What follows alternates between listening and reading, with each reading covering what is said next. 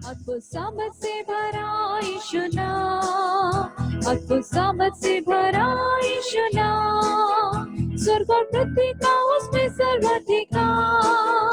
अद्भुत सामर्थ से भरा यीशु नाम, अद्भुत सामर्थ से भरा यीशु नाम, अद्भुत सामर्थ से भरा यीशु नाम, स्वर्ग और पृथ्वी का उसमें सर्वाधिकार।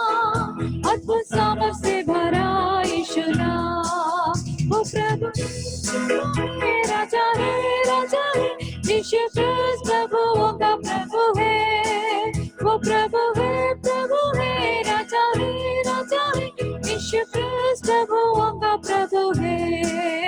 सदा जय यीशु के लहू में है, सदा जय यीशु के लहू में है। पाप और मृत्यु और शैतान की शक्ति पर सदा जय यीशु के लहू में है, सदा जय यीशु के लहू में है, सदा जय यीशु के लहू में है। पाप और मृत्यु और शैतान की शक्ति पर सदा जय यीशु के लहू में है, सदा जय यीशु के लहू में है, सदा जय यीशु के लहू में है। पाप और मृत्यु और शैतान की शक्ति पर सदा जय यीशु के लहू में है। वो प्रभु है, राजा है, राजा है, यीशु क्रिस्त प्रभुओं का प्रभु है। वो प्रभु है, राजा है, राजा है, यीशु क्रिस्त प्रभुओं का प्रभु है। उसकी संगति में है आनंद पार, उसकी संगति में है आनंद पार, सारे दुख को डर का होता है निदान। उसकी संगति में है आनंद पार, उसकी संगति में है आनंद पार, उसकी संगति में है आनंद पार, सारे दुख को डर का होता है निदान। उसकी संगति में है आनंद पार। वो प्रभु है, राजा है, राजा है, यीशु क्रिस्त प्रभुओं का प्रभु है। वो प्रभु है, राजा है, राजा है, यीशु क्रिस्त प्रभुओं का प्रभु है। यीशु नाम में रोगों से मुक्ति है, यीशु नाम में रोगों से मुक्ति है, यीशु नाम से होते हैं अद्भुत काम, यीशु नाम में रोगों से मुक्ति है, यीशु नाम में रोगों से मुक्ति है, यीशु नाम में रोगों से मुक्ति है, यीशु नाम से होते हैं अद्भुत काम, यीशु नाम में रोगों से मुक्ति है। वो प्रभु है, राजा है, राजा है, यीशु क्रिस्त प्रभुओं का प्रभु है। वो प्रभु है, राजा है, राजा है, यीशु क्रिस्त प्रभुओं का प्रभु है। वो प्रभु है, राजा है, राजा है, यीशु क्रिस्त प्रभुओं का प्रभु है। वो प्रभु है, राजा है, राजा है, यीशु क्रिस्त प्रभुओं का प्रभु है। परमेश्वर को महिमा मिले और परमेश्वर के दासों, परमेश्वर के लोगों, आप सबको जय मसीह की। फिर से हम लोग परमेश्वर के वचन के सामने हैं, तो आइए हम प्रभु के वचन में फिर से जाएंगे। हमारे प्रभु यीशु मसीह के दोबारा आगमन, तत्पश्चात होने वाली घटनाएं, मसीह आके कलीसिया को लेकर जाएंगे और उससे लगे लगे होने वाले पुनरुत्थानों के बारे में, मृतकोत्थानों के बारे में हमने देखा। और अब पिछले कुछ दिनों से हम देख रहे हैं, और तीसरी बात जो होने वाली है वो है डिफरेंट जजमेंट्स, तरह तरह के न्याय का होना चाहिए। वो उनमें से दो न्याय के बारे में हम देख चुके, एक बीत चुका न्याय, एक हो रहा न्याय। और भविष्यकालीन 5 न्याय के बारे में हमें देखने को मिलता है। उसमें पहला वाले को हम अभी सीख रहे हैं, वो है धर्मियों के न्याय, पवित्र लोगों के न्याय। तब उसमें हमने देखा कि पवित्र लोगों के न्याय होने वाला है, लेकिन दंड की आज्ञा नहीं है पवित्र लोगों को। जो मसीह में है उन पर दंड की आज्ञा नहीं है, लेकिन न्याय जरूर है। उन दोनों का फर्क हमने कल देखा। तो ये बीमा सीट, यीशु मसीह की न्याय आसन, तो 3 आसनों के बारे में भी देखा। मसीह के न्याय आसन है, महिमासन है, सिंहासन है। ये जो न्याय पवित्र लोगों के होंगे वह मसीह के न्याय आसन के सामने होंगे। वो प्रतिफल बांटने के लिए होगा, प्रतिफल देने के लिए प्रभु हमारे न्याय कर रहे होंगे, प्रतिफल देने के लिए। उसमें न्याय की प्रक्रिया कैसे होंगे, न्याय करने का तजुर्बा क्या क्या होगा, वो भी हमने देखा। ठीक है। और आखिरी में हम ये मनन कर रहे थे 2 कुरिन्थियों 5 का 10वां पद के आधार पर। एक बार और उस वचन को पढ़कर हम आगे बढ़ेंगे। 2 कुरिन्थियों 5 का 10। क्योंकि अवश्य है कि हम सबका हाल मसीह के न्याय आसन के सामने खुल जाए, कि हर एक व्यक्ति अपने अपने भले बुरे कामों का बदला जो उसने देह के द्वारा किए हो पाए। उसमें से हमें समझने को, देखने को कल ही मिला था। कुछ शब्दों को हमने देखा, हम सबका हाल। उसमें से हमने देखा कि हर किसी को एक भी जन को छूट नहीं है, हर किसी को। इसलिए हम हर कोई उस दिन के लिए तैयार हो जाए। हर सबका हाल मसीह के न्याय आसन के सामने खुल जाए, कि हर एक व्यक्ति अपने अपने भले बुरे कामों का बदला ले, और हिसाब जो देना है एक एक को अकेले अकेले में।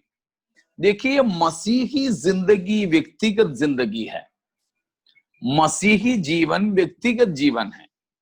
इस व्यक्तिगत जिंदगी में, व्यक्तिगत जिंदगी का मतलब विश्वास करना व्यक्तिगत तौर पर है। ठीक है। न्याय होगा व्यक्तिगत तौर पर है, प्रतिफल मिलेगा व्यक्तिगत तौर पर है। ये सब कुछ व्यक्तिगत है। अगर दंड है तो व्यक्तिगत है, उद्धार है तो व्यक्तिगत है। हाँ, संगति के लिए हमें एकत्रित होना है, संगति के लिए एक झुंड की जिंदगी जरूर है। वो इसीलिए है कि एक दूसरे को हिम्मत देते रहें, एक दूसरे के हियाव बढ़ाते रहें। उसके लिए संगति का प्रावधान खुदा ने कलीसिया में दिया है।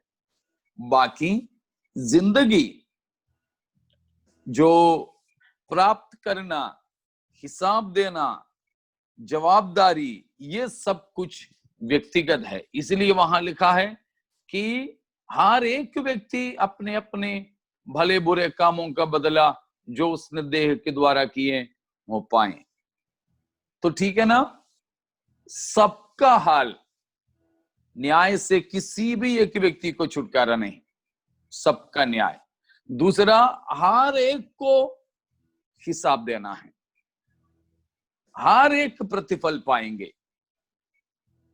किस चीज का प्रतिफल पाएंगे? जो अपने अपने शरीर में रहने के समय में जो किए हैं उसके लिए। मरने के बाद हमारे लिए कोई कुछ करें तो उसका कोई मायना नहीं रखता। मरने के बाद की बात नहीं, शरीर में होश के साथ में जब हम जिंदे हैं उस समय जो जो हम करते हैं उनके लिए हमें प्रतिफल नहीं तो बदला प्राप्त होना है। हर एक को, हर एक को, उनमें से एक को भी छुटकारा नहीं। और यहां अगली एक बात यह है कि हम सबको अपनी जिंदगी की छोटे से छोटी बात का भी लेखा हिसाब देना होगा। ठीक है, छोटी सी छोटी बात का भी, एक एक पल पल का हमें हिसाब देना होगा, एक एक पल का हमें हिसाब देना होगा। और हम सबको मसीह की न्यायासन के सामने खड़ा रहना होगा। तो हमारे सबका हाल वहां प्रकट किया जाना होगा। तो 5 बात हम यहां पर देखते हैं, आपको समझ में आ गया होगा। पहले बात बताया है, हम सबको, सबका न्याय होगा, हर किसी को वहां पर खड़े रहना।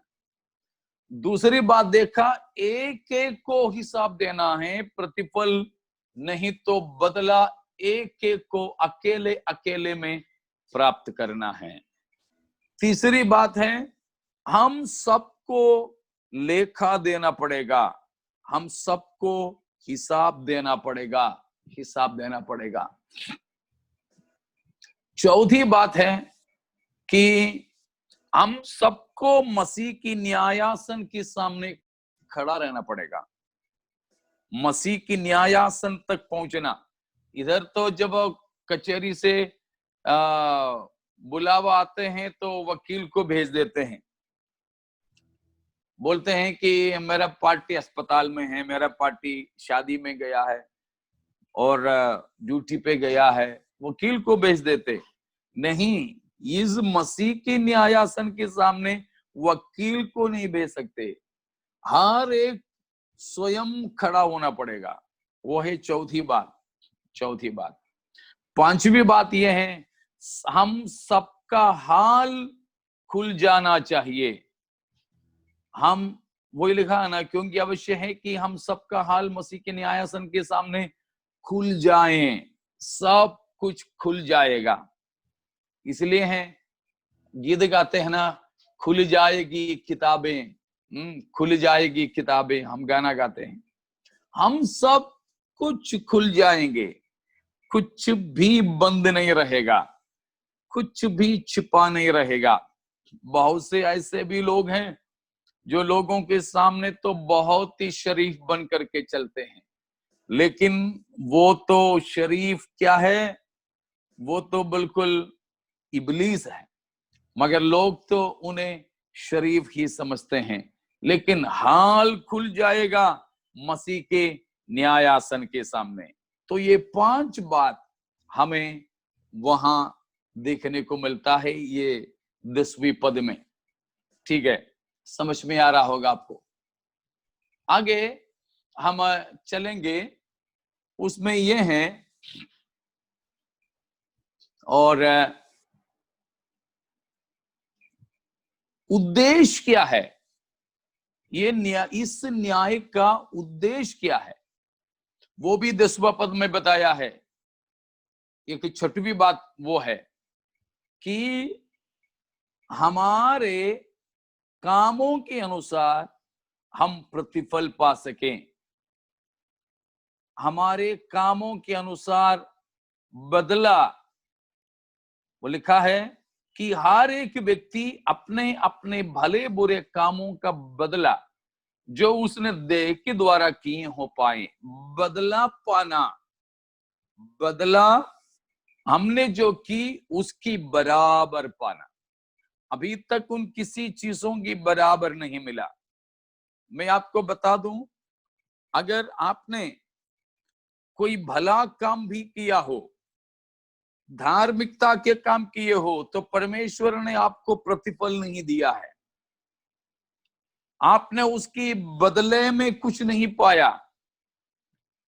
थोड़ा बहुत अभी आपने पाया भी है तो वो केवल, जैसे बोलते हैं ना, कंसोलेशन प्राइज के तौर पर। किसी ने ऐसे कहा, अभी जो कुछ भी मिला है वो कंसोलेशन प्राइज, हमें मालूम है हमारे कलीसिया में संडे स्कूल के परीक्षा होते हैं, कुछ बच्चे फर्स्ट सेकंड आते हैं, लेकिन जब उसकी एनिवर्सरी होता है, उसकी इनाम वगैरह बांटने का दिन आता है, तो फर्स्ट सेकंड वालों को तो इनाम मिलेगा, लेकिन शायद 4 महीने के एक बच्चा होगा, उसको भी कुछ इनाम मिलेगा।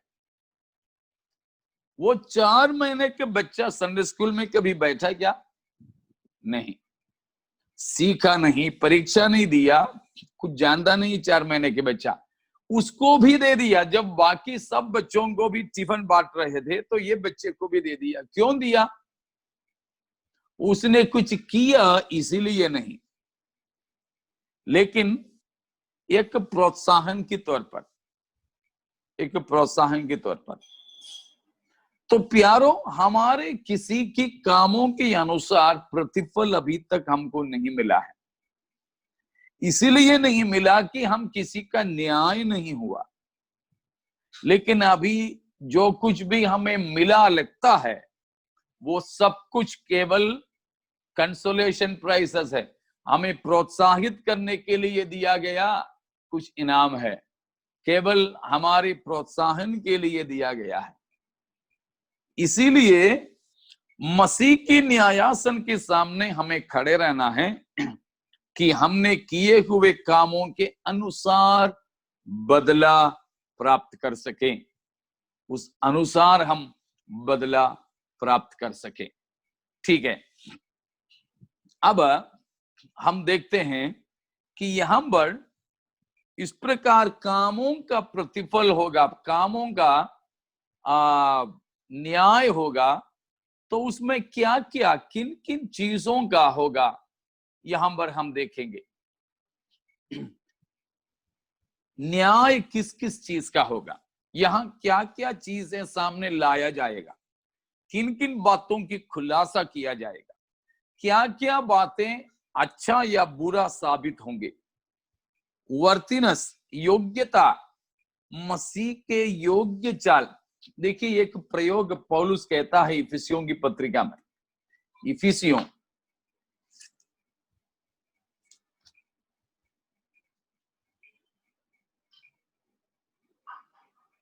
उसका 4 का पहला, इफिसियों 4।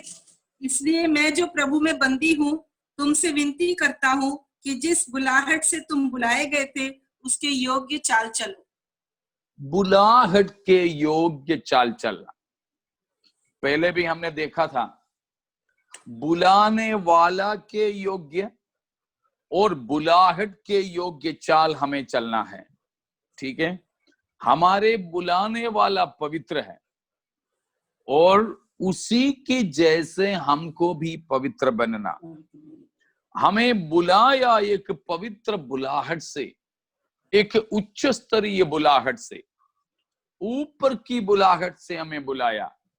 इसीलिए बुलाहट के योग्य चाल चलना और बुलाने वाला परमेश्वर के योग्य चाल चलना।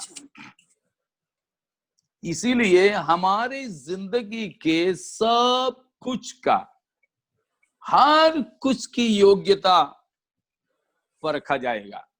अब हम देखते हैं क्या क्या है, एक एक करके हम देखेंगे। सबसे पहले कुछ कुछ वचन भी उसके लिए पढ़िएगा।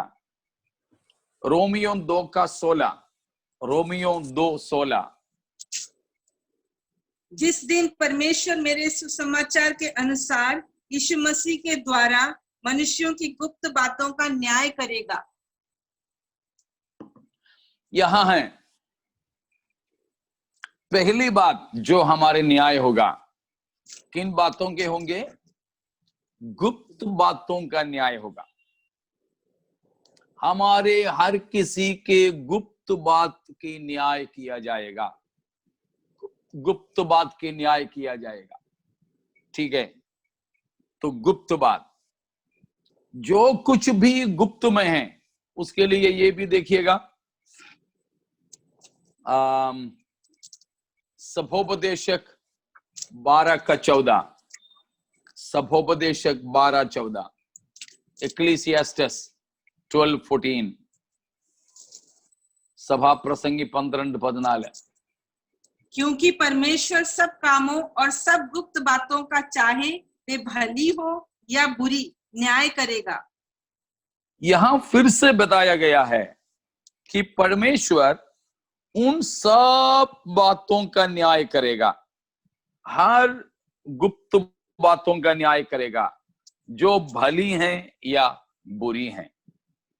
प्यारो, हमारे कुछ भी चीज गुप्त में नहीं रहेगा, कुछ भी चीज गुप्त में नहीं रहेगा, सब चीजों का न्याय परमेश्वर करेंगे। यीशु मसीह ने स्वयं उसके बारे में कहा, वो भी देखिए लूका 12:2 और 3, लूका 12:2-3। कुछ ढका नहीं जो खोला ना जाएगा, और ना कुछ छिपा है जो जाना ना जाएगा। इसलिए जो कुछ तुमने अंधेरे में कहा है वह उजाले में सुना जाएगा, और जो तुमने कोठरियों में कानों कान कहा है वह छत पर से प्रचार किया जाएगा। हाँ, बड़े भयानक सच्चाई है। ये सब बातें लिखी हुई बाइबल तो लेकर हम चलते हैं, शायद हम पढ़ते हैं, लेकिन इन वचनों पर मुझे नहीं मालूम हम में से कितने लोगों के ध्यान जाते हैं।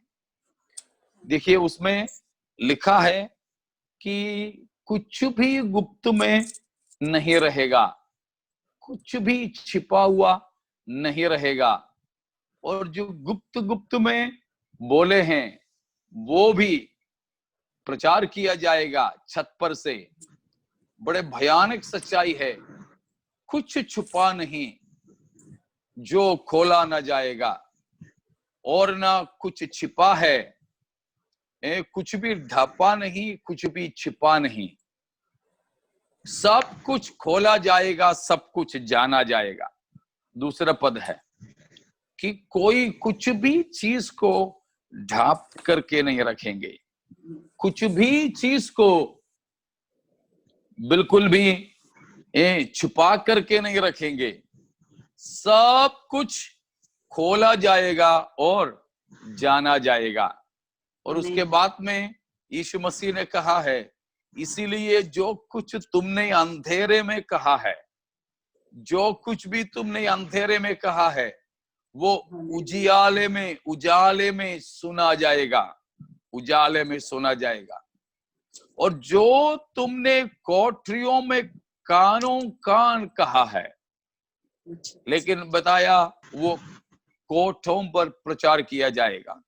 बड़े खतरनाक सच्चाई है प्यारो। हमारे किन किन चीजों के न्याय होंगे, किन किन बातों के न्याय होंगे, मोटे मोटे चीजों के नहीं, चाहे भला या बुरा, चाहे भला या बुरा, उन तमाम बातों के न्याय होंगे।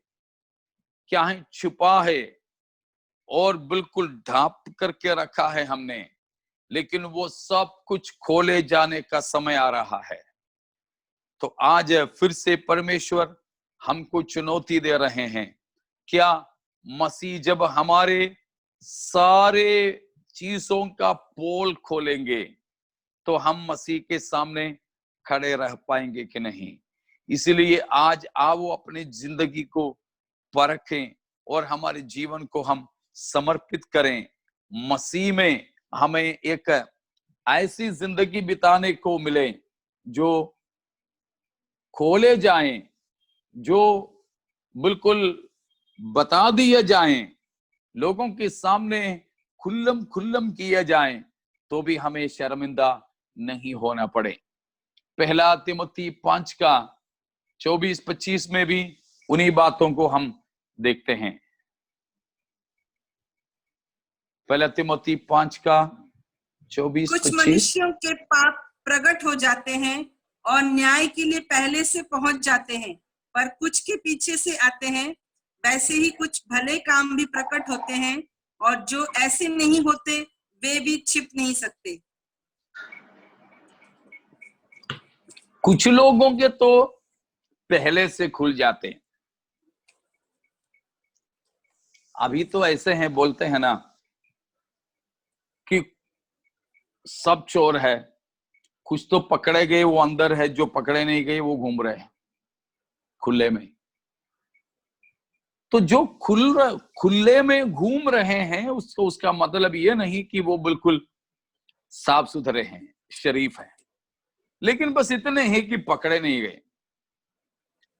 किसी एक दिन पकड़े जाएंगे शायद ये जीवन में, लेकिन इस जीवन में कोई नहीं पकड़े फिर भी परवाह नहीं, फिर भी ये नहीं कि हम छूट जाएं।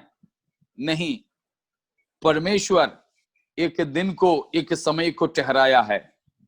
उस दिन और वो समय हमारे सारी गुप्त बातें खोल देंगे, सब गुप्त बातें खोल देंगे। क्या क्या है हमारे गुप्त बातें? एक तो फिलहाल मैं बताता हूं, गुप्त में हमने जो कुछ भी की है किसी को भी नहीं मालूम था। गुप्त में किए हुए बातें हमने सोचा किसी को नहीं पता, शायद किसी मनुष्य को नहीं भी मालूम। परमेश्वर की नजर से कुछ भी छिपा हुआ नहीं है। इसलिए दाऊद से परमेश्वर के दास नाथान के द्वारा परमेश्वर ने कहलवा भेजा था कि तूने ये बात तो गुप्त में किया, लेकिन मैं तेरे सामने, तेरे साथ में ऐसा काम करूंगा बिल्कुल सूरज की रोशनी के सामने।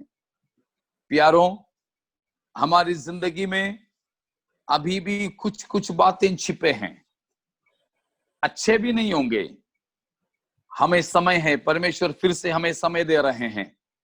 उनको जो बीत चुके उनको हम कुछ नहीं कर सकते, लेकिन उसके लिए माफी मांगकर, उससे मन फिराकर अपने जीवन में एक नया संकल्प ले सकेंगे कि अब मेरी जिंदगी में ऐसे कुछ भी होने में नहीं दूंगा, नहीं दूंगी जो शर्मिंदा होने पड़े जिससे, परंतु ऐसा एक संकल्प ले कि हमारी जिंदगी को सुधरें, हमारे जीवन को बदलें, अपने जीवन को सौंप दे। तो सब गुप्त बातें, गुप्त में पहली बात हमने देखा, गुप्त में हमने किए हुए काम, गुप्त काम, वो ये प्रभु के दास पौलुस ने तीमुथियुस की पत्री में बताया था। कुछ लोगों के तो अभी ही प्रकट है। परमेश्वर का धन्यवाद हो कि हमारी जिंदगी की ऐसे कोई बातों को परमेश्वर ने अभी तक प्रकट नहीं किया जिससे हमें शर्मिंदा होना पड़े। हमारे गुप्त जीवन उतना साफ नहीं है किसी के। गुप्त जिंदगी बदबूदार है बहुत से लोगों की। व्यक्तिगत जिंदगी काफी शर्मनाक स्थिति को पैदा करने वाली है। तो लेकिन प्यारो, हमको चाहिए, चाहे दुनिया कैसे भी जिए, लेकिन हम ये पहचान पाने के कारण, ये पहचान कि परमेश्वर हमारे सबका हाल को खोल देंगे, सबका पोल खोल देंगे, ये पहचान के कारण अपनी जिंदगी को हम साफ सुथरा रखते रहें। और अगली एक बात, तो प्रभु हमारे रहस्यों को, हमारे गुप्त बातों के न्याय करेंगे। और उसमें देखा कि परमेश्वर हमारे गुप्त कामों का न्याय करेंगे। तीसरी बात हम देखते हैं कि परमेश्वर हमारे सोच विचार का न्याय करेंगे, हमारी सोच विचार का न्याय करेंगे। गॉड विल जज आवर थॉट्स।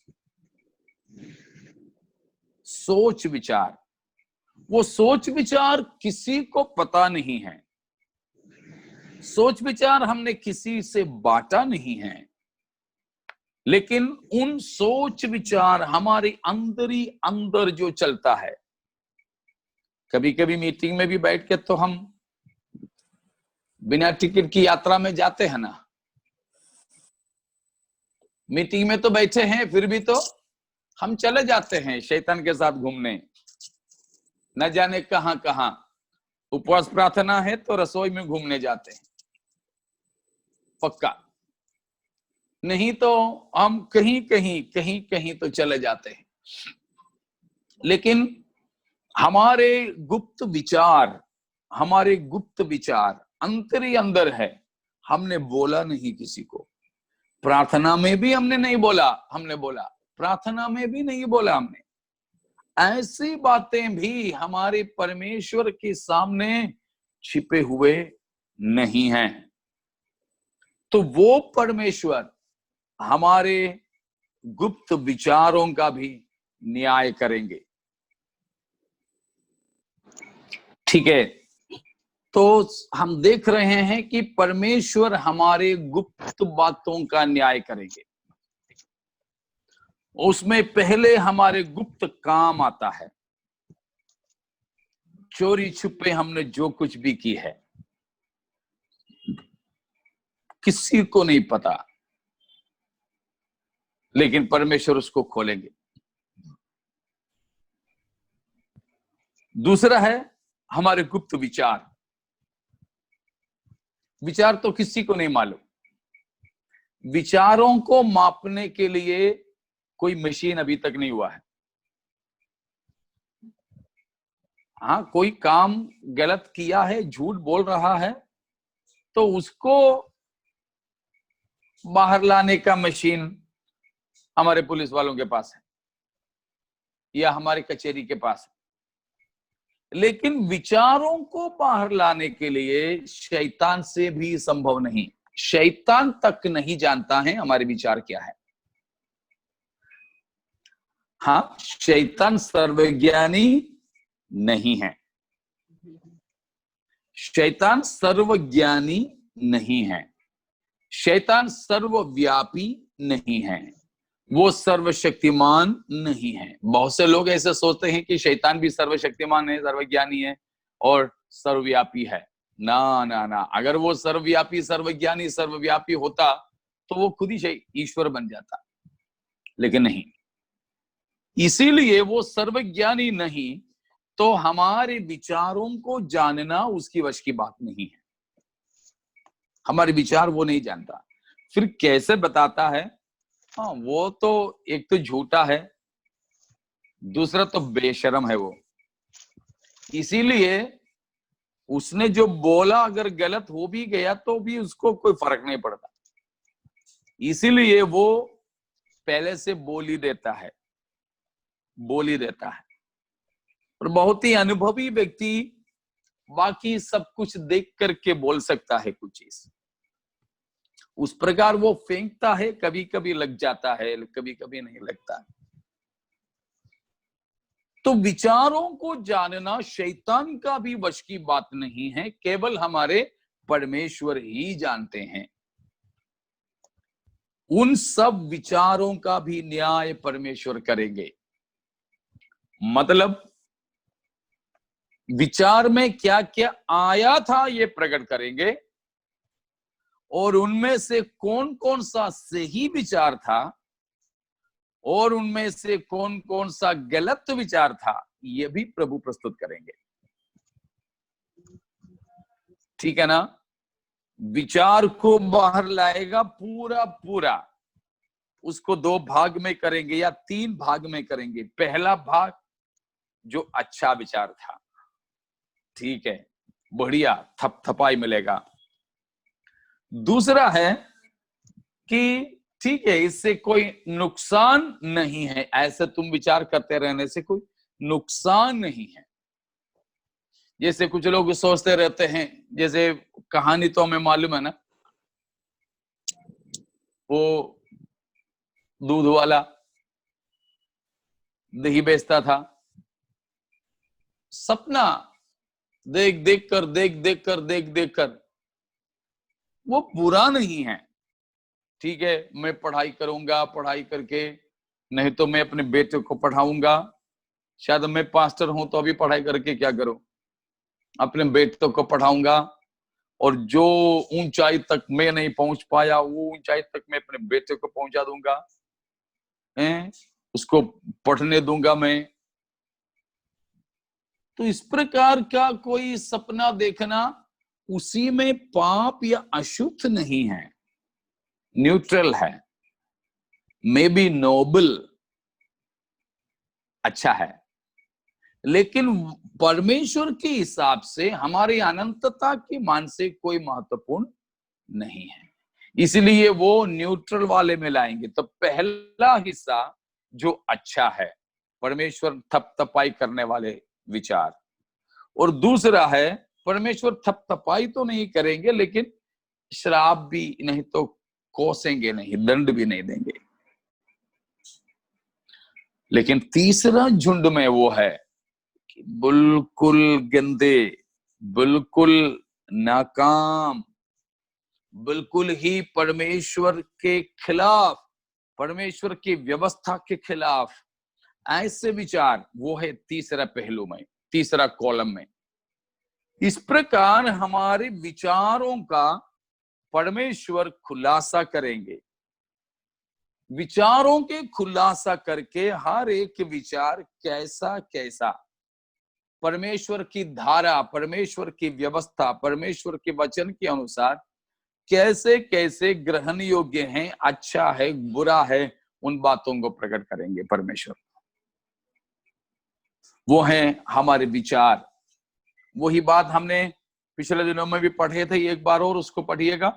पहला कुरिन्थी 4 का है वैसे 3 से 5, लेकिन फिलहाल हम 5 ही पढ़ेंगे, 5वां पद ही पढ़ेंगे।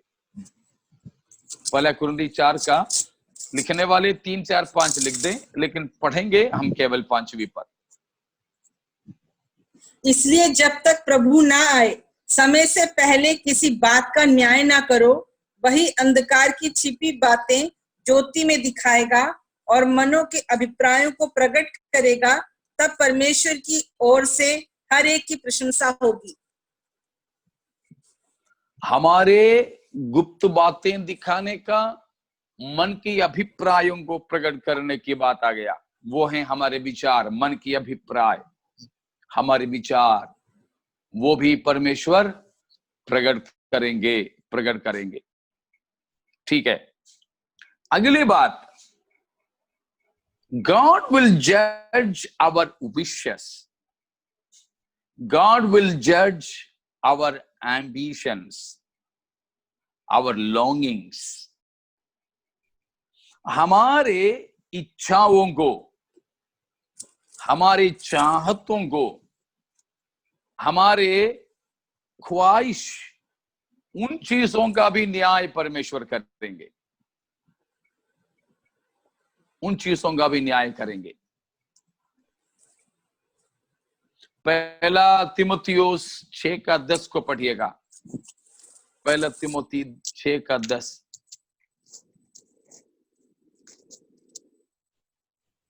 क्योंकि रुपए का लोभ सब प्रकार की बुराइयों की जड़ है, जिसे प्राप्त करने का प्रयत्न करते हुए बहुतों ने विश्वास से भटककर अपने आप को नाना प्रकार के दुखों से छलनी बना लिया है। प्रेरित पौलुस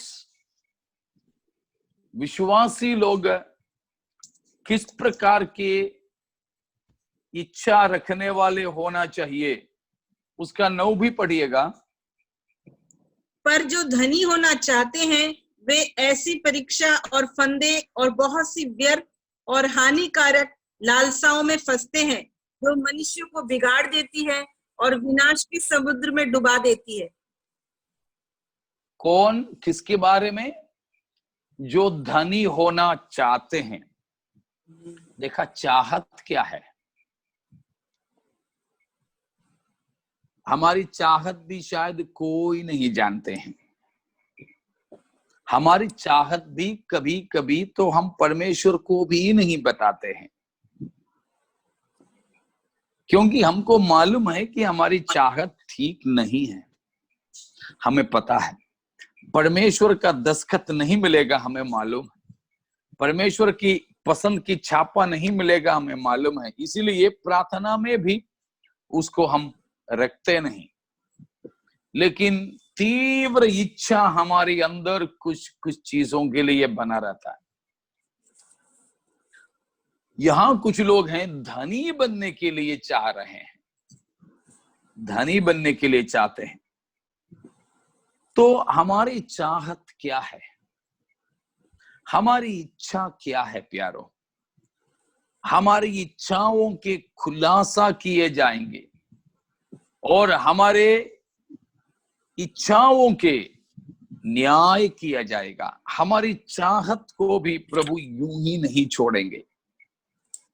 हमारी चाहत काफी महत्वपूर्ण है। बिल्कुल हम इस बात को समझें कि हमारे उद्धार हुए हैं, हमने मसीह को ग्रहण किए हैं, हम परमेश्वर के लोग हैं, तो हमारी इच्छा क्या है? मैं आपसे पूछना चाहूंगा, पाप क्षमा पाया हुआ एक संत जन के योग्य इच्छाएं हैं हमारी इच्छाएं? प्रेज़ गॉड, कई बार नहीं होते हैं। अनंत जीवन में यीशु के साथ रहने जाने वाले हैं हम ये कहते हैं कि मैं मसीह के साथ अनंत राज्य में प्रवेश करूंगा, वही मेरी आशा है, वो सब तो हम बोलते हैं। लेकिन प्यारो, ऐसे स्वर्ग जाने वाला एक संत व्यक्ति के योग्य चाहत हमारे अंदर होता है कि नहीं? खुद जरा पहचान के देखिए। हमारे परमेश्वर हमारे हृदय की तमाम तमन्नाओं को, तमाम इच्छाओं को प्रकट करेंगे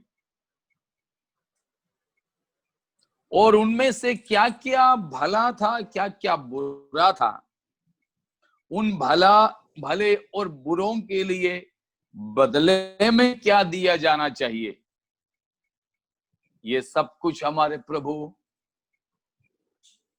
प्रकट करने का, न्याय करने का दिन आ रहा है। हालेलुया। हम तो दिल में बहुत इच्छाएं रख करके घूमते हैं ना, लेकिन हमारे मन की कई बार की इच्छाएं केवल अभिलाषाएं होती हैं, नहीं? हम इन दोनों का फर्क समझ पाते हैं? इन दोनों के फर्क हम समझ पाते हैं? याकूब 1:15 पढ़िएगा, याकूब 1:15, जेम्स 1:15। फिर अभिलाषा गर्भवती होकर पाप को जनती है और पाप जब बढ़ जाता है तो मृत्यु को उत्पन्न करता है। अभिलाषा गर्भवती होकर पाप को जनती है और पाप जब बढ़ जाता है तो मृत्यु को उत्पन्न करता है। देखिए, आप इन दोनों की फर्क में यही सवाल कर रहा था, can we differentiate our wishes as worthy of our calling, worthy of our heavenly appointment, and the lustful desires? स्वर्ग के नागरिकता के लिए बुलाए गए हमारे विचार उस लायक है या पापमय अभिलाषाओं से ग्रसित है? कम से कम इन दोनों का फर्क तो समझ पाते हैं हम। समझ में आया? समझ में आया? हाथ जरा देखो, मैं समझ में आया है तो, नहीं तो नहीं। नहीं बताइए पास्टर, दोबारा बताइए बस। ठीक है, दो चीज, ठीक है, दो चीज। एक है हमारे ख्वाहिश, हमारी इच्छाएं, हमारी चाहतें जो परमेश्वर के लायक है। हम कौन हैं? स्वर्ग के लिए बुलाए गए। हम कौन हैं? मसीह के समान बनने वाले। हम कौन हैं? मसीह के साथ बैठने वाले।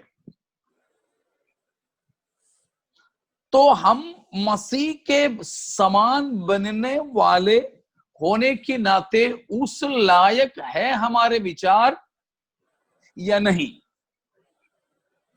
तो दूसरा सवाल मैंने ये किया था कि हमारे अंदर ये दो चीज होते हैं, एक है योग्य चाहत, योग्य चाहत, और दूसरा अयोग्य अभिलाषा।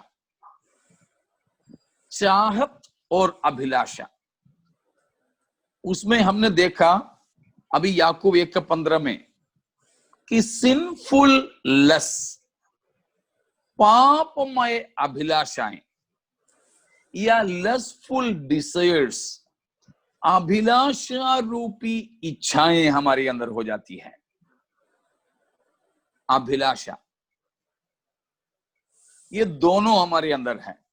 तो मेरा सवाल यह था, इन दोनों को हम डिफरेंशिएट कर पाते हैं या नहीं?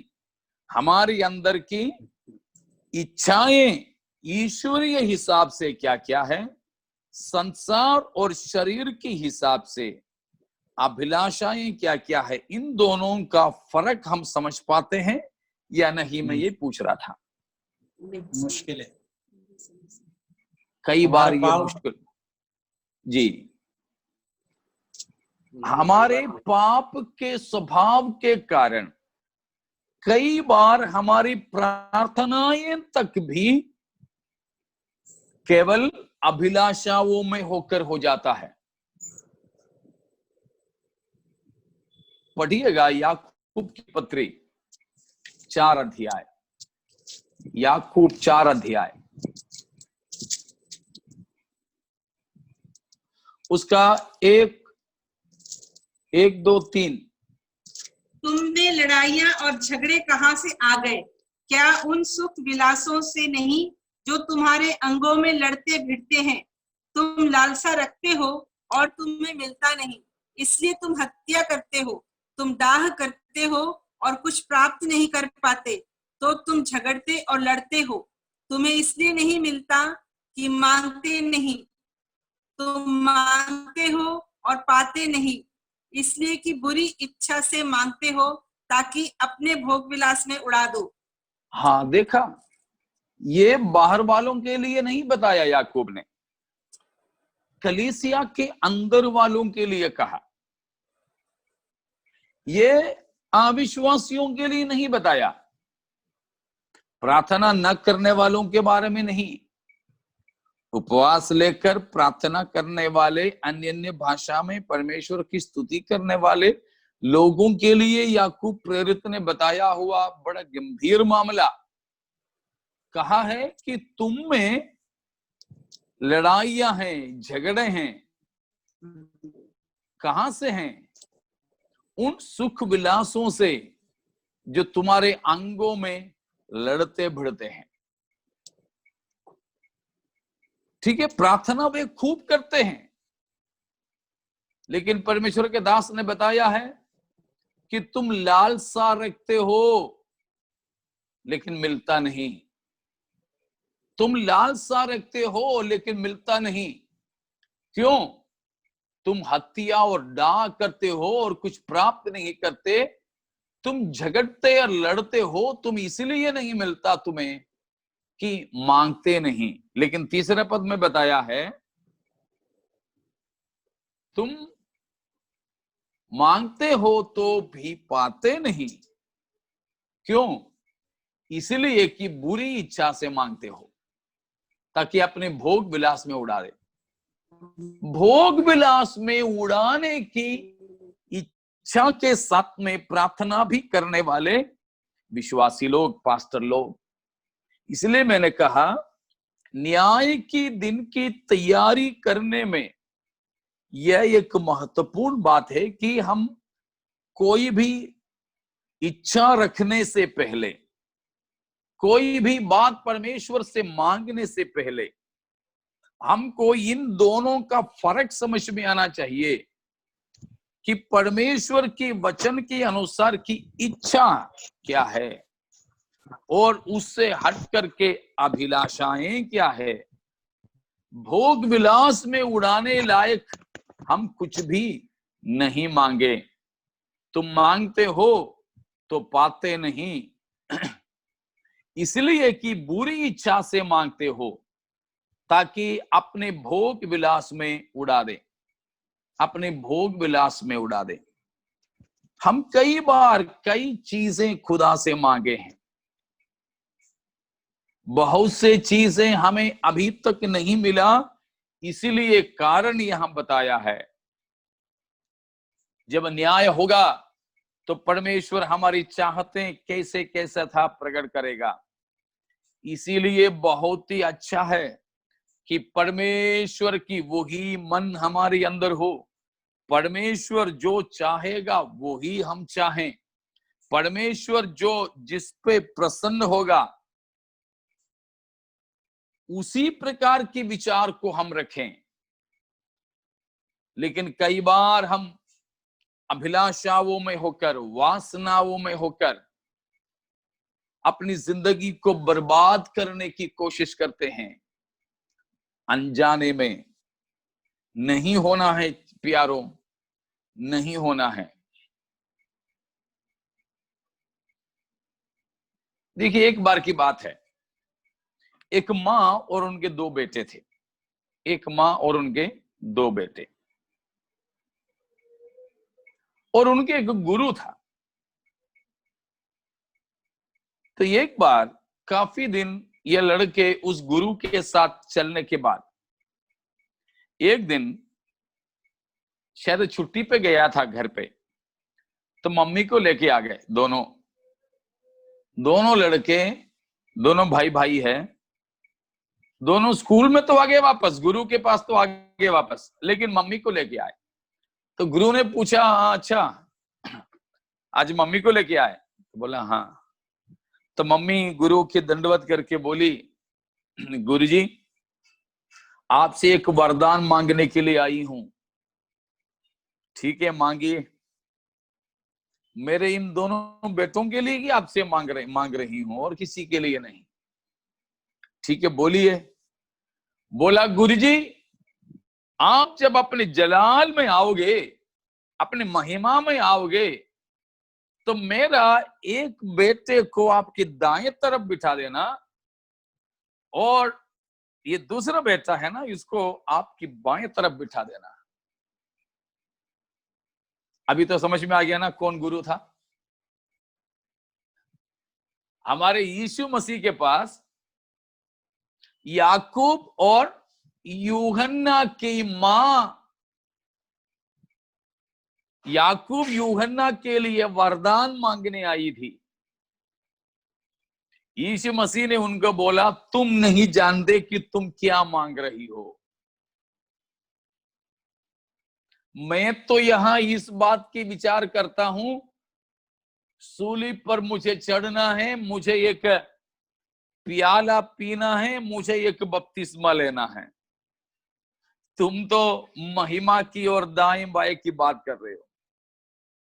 यीशु मसीह ने उनसे पूछा, क्या तुम वो बपतिस्मा मेरे साथ तुम ले पाओगे जो मैं लेने वाला हूं? दोनों भाइयों ने नहीं मालूम क्या सोचते हुए हैं, हाँ बोल दिया, हाँ बोल दिया। शायद इसलिए हो कि याकूब था सबसे पहला शहीद जो प्रेरितों में से शहीद हो गया था। उसी याकूब को सबसे पहले हेरोदेस ने गला काट के खत्म कर दिया था। कहने का मतलब, यीशु मसीह से वो मां वरदान मांगने आई अपने बेटों के लिए दाएं बाएं महिमा में बैठने की बात, लेकिन यीशु मसीह ने उस प्रार्थना को भी खारिज कर दी। यीशु मसीह ने उसको भी गलत साबित कर दिया। यीशु मसीह ने उस ख्वाहिश भी केवल एक अभिलाषा के तौर पर माना। कौन सी अभिलाषा? स्वर्ग की तो बात तुम सोचते हैं, तब भी तुम्हारी इच्छा क्या है? मसीह के दाएं बाएं साथ साथ में बैठना। प्यारो, इसीलिए हमको ये बहुत ही जरूरी है कि इसकी फर्क समझें, इसकी फर्क हम समझें।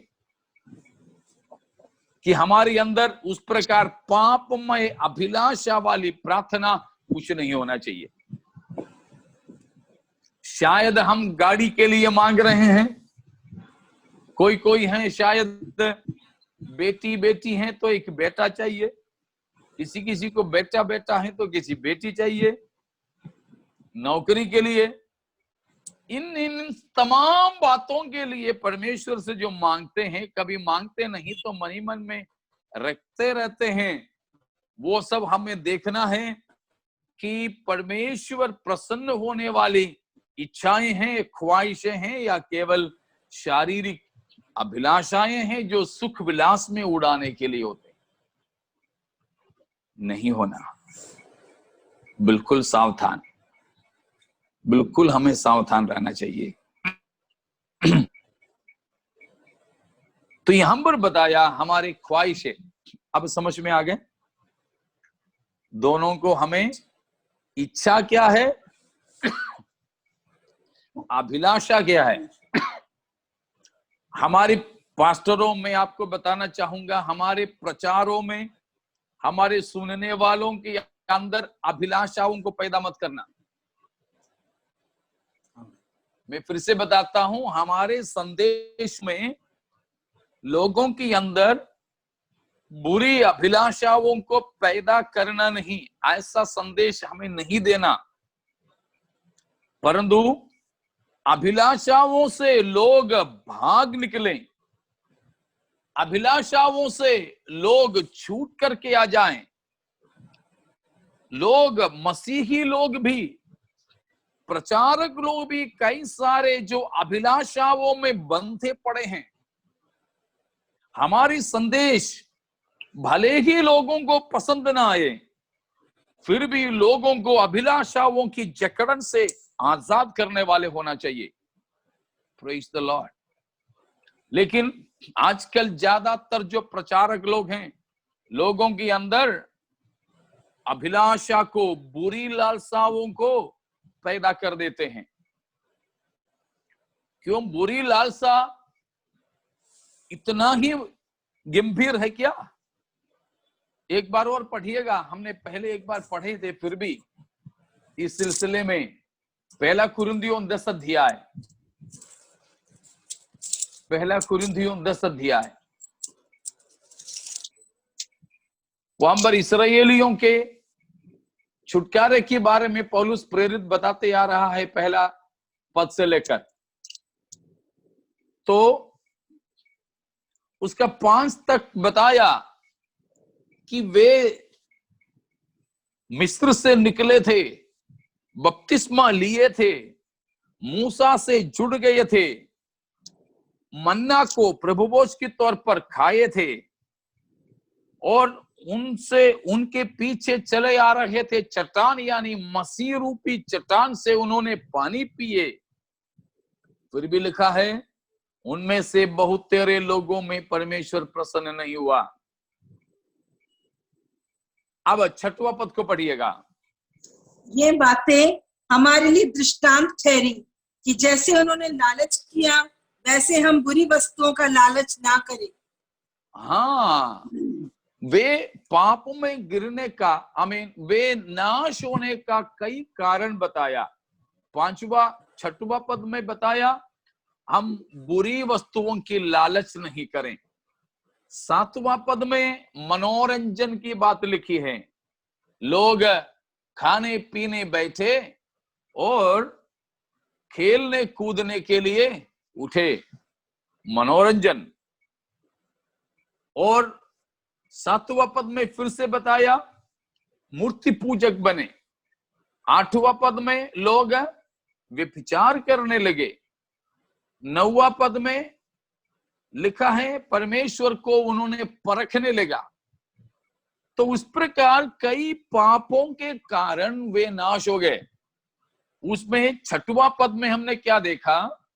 वे नाश होने का एक कारण था, बुरी वस्तुओं की लालच किया। उन्होंने कौन सा लालच किया था? ज्यादा कुछ नहीं, केवल खाने पीने की लालच किया था। परमेश्वर ने उनको अष्टपुष्ट खाना खिला रहे थे मन्ने के तौर पर, लेकिन उनने बोला कि हमको क्या चाहिए, मांस चाहिए, मछली चाहिए। मांस मटन खाने की उनकी इच्छा वह बुरी वस्तु की लालसा हो गया। परमेश्वर उन्हें दंड दिया। प्यारो, हमारे अंदर भी कोई ऐसी ख्वाहिश, ऐसी अभिलाषा, ऐसी वासना ना हो, क्योंकि परमेश्वर हमारे न्याय करने वाला है।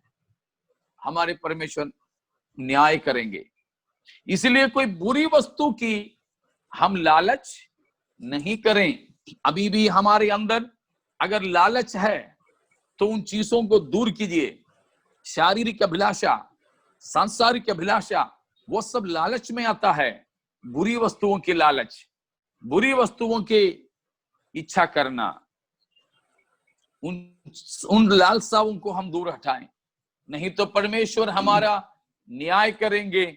उस समय हमको लज्जित होना पड़ेगा, हमें लज्जित होना पड़ेगा। इसलिए हम अपनी जिंदगी को समर्पण करें। एक बात और बोल करके मैं समाप्त करूं। God will judge you and me in accordance with our emotions. हमारे गुप्तता के अनुसार परमेश्वर हमारे न्याय करेंगे। तो वो गुप्त बात में हमारे इमोशंस भी आते हैं, हमारे भावनाएं भी आते हैं, भावना भी आते हैं। भावना, हमारी भावनाएं क्या पवित्र है? एक दृष्टांत बोले तो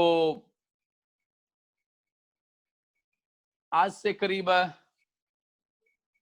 3000 साल पहले की बात है। आज से करीब 3000 साल पहले की बात है। एक देश की लड़ाई दूसरे देश के साथ हो रहा था और वहां का एक सिपाही मारा गया। सिपाही जब मारा गया तो राजा ने सिपाही से बहुत तरस खाया।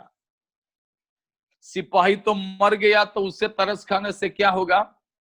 इसलिए मरा हुआ वफादार सिपाही से अपना प्यार, मोहब्बत और तरस को दर्शाने के लिए उस राजा ने क्या कर दिया? उनके साधारण सिपाही रहा, शहीद हुआ उस सिपाही की पत्नी को राजा ने अपना रानी बना दी। सुनने वाले, देखने वाले सब बोले, राजा, महाराजा कितना भला व्यक्ति है। एक साधारण सिपाही से अपना प्रेम देखो कैसे व्यक्त किया, उनकी पत्नी को उसने अपना लिया। किसके बारे में आपको मालूम है? राजा दाऊद। ऊरिया नाम का सिपाही मारा गया, उनकी पत्नी को उसने अपना महल में ला ली। देश भर में चर्चा होने लगी, हमारे राजा, वाह क्या तरस खाने वाला नम्र आदमी, सिपाही की पत्नी को उसने अपना लिया। लोगों के सामने बस उसकी प्रेम रूपी भावना, तरस रूपी भावना का यही चित्र है। लेकिन परमेश्वर ने कैसे न्याय किया उसका? हाँ बेटा दाऊद, तूने तो बहुत अच्छा किया, पीठ पे थपथपाई किया।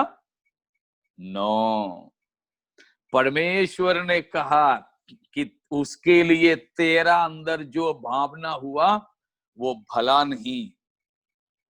देखिए 3000 साल होने के बावजूद भी आज भी हम उन्हीं बातों के बारे में यहां हमारे बीच में कर रहे हैं। राजस्थान के किसी कोने में, मध्य प्रदेश की किसी जगह, महाराष्ट्र में कहीं बैठकर, कोई पंजाब में, कोई वेस्ट बंगाल में बैठकर इन बातों का बयान अभी भी कर रहे हैं कि प्यारों, परमेश्वर हमारी भावनाओं पर ध्यान देते हैं। कभी कभी तो हम लोगों को भी किसी किसी से प्यार हो जाता है ना, है?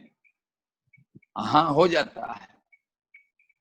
हमारे प्यार रूपी भावना पर परमेश्वर तो अपना मुकदमा चलाएगा।